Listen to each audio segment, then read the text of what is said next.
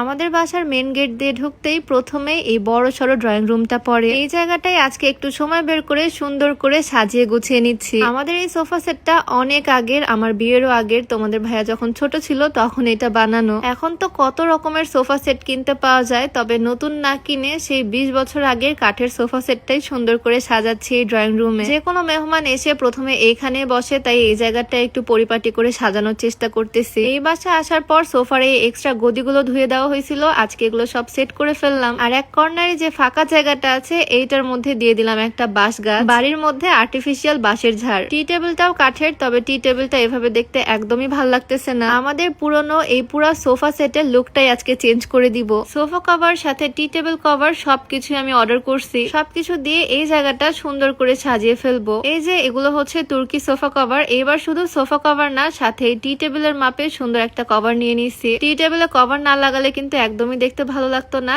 এখন পুরা সেটটা একই রকম হলে দেখতে খুব ভালো লাগবে। এগুলো হচ্ছে তুর্কি সোফা কভার, একদম অরিজিনাল। এই সোফা কভার আমি অনেক বছর আগে থেকে ইউজ করি। এইবার একদম ইউনিক একটা কালার অর্ডার করছি। আর সাথে টি টেবিলের সাথেও ম্যাচ করে নিছি। তোমাদের যার যার সোফা সেটের সাথে কুশন আছে, তোমরা চাইলে কুশন কভারও নিতে পারবা। শখের বাজার সোফা কভার থেকে এই কভার গুলো অর্ডার করছি। অনেক অনেক কালার ভ্যারিয়েশন তোমরা তাদের পেজে পাবা, চাইলে ভিজিট করে আসতে পারো। আমি পেজটা ডেসক্রিপশনে মেনশন করে দিব। সোফা কভার লাগাতে আবার তোমাদের ভাইয়া খুবই প্রো। আজকে আমরা দুজন কোথাওই যাইনি, বাড়িতেই বসে আছি। সেজন্যই ভাবলাম এই কাজটা কমপ্লিট করি। আর সে আমাকে কি সুন্দর করে হেল্প করতেছে। আসলে একসাথে যে কোনো কাজ করলে না খুব সহজেই সেটা হয়ে যায়। প্রত্যেকটা সোফাতেই খুব সুন্দর করে কভার গুলো পরিয়ে দিচ্ছে। এই কভার গুলো লাগালে সোফাটার লুকটা একদম চেঞ্জ হয়ে যায়, মনে হয় নতুন কোনো ফার্নিচার। আর ফার্নিচার নষ্ট হওয়ারও কোনো ভয় থাকে না। কালারটা একদম বাঁশ গাছের সাথে ম্যাচিং ম্যাচিং হয়ে গেছে। আমরা এই বাসায় আসছি প্রায় 1 মাস হতে চললো, তবে এখনো পুরো সংসারটা সাজিয়ে গুছিয়ে নিতে পারিনি। আসলে এত এত ব্যস্ততা, তার মাঝেও অল্প অল্প করে করতেছি যখনই সময় পাচ্ছি। আজকে সকাল থেকে বাড়িতেই আছি। আর এই যে ড্রয়িং রুমটা সুন্দর করে সাজিয়ে গুছিয়ে ফেললাম। তোমরাই বলো তো সোফাতে কভার লাগানোর পর এখন কেমন লাগতেছে দেখতে। এই কভার গুলো কিন্তু বারবার ওয়াশ করে বছরের পর বছর ইউজ করা যাবে। আমি শুধু আমাদের সোফা সেটের একটা ছবি দিছিলাম, আর এই সোফা সেটের মাপ অনুযায়ী তারা পাঠায় দিচ্ছে। শুধু এই ওল্ড মডেলের সোফার জন্য না, যে কোনো সোফার জন্যই তোমরা কভার নিয়ে নিতে পারো তাদের পেজ থেকে। শখের বাজার সোফা কভার পেজটা আমি ডেসক্রিপশনে মেনশন করে দিয়ে রাখবো। তো এই হচ্ছে মোটামুটি আমাদের ড্রয়িং রুমের ফাইনাল লুক। দেখে তো মনে হচ্ছে সবই একদম সবুজ সবুজ হয়ে গেছে। কয়েকটা দিন এভাবে থাক, এরপর আবার অন্যরকম ভাবে ডেকোরেশন করব।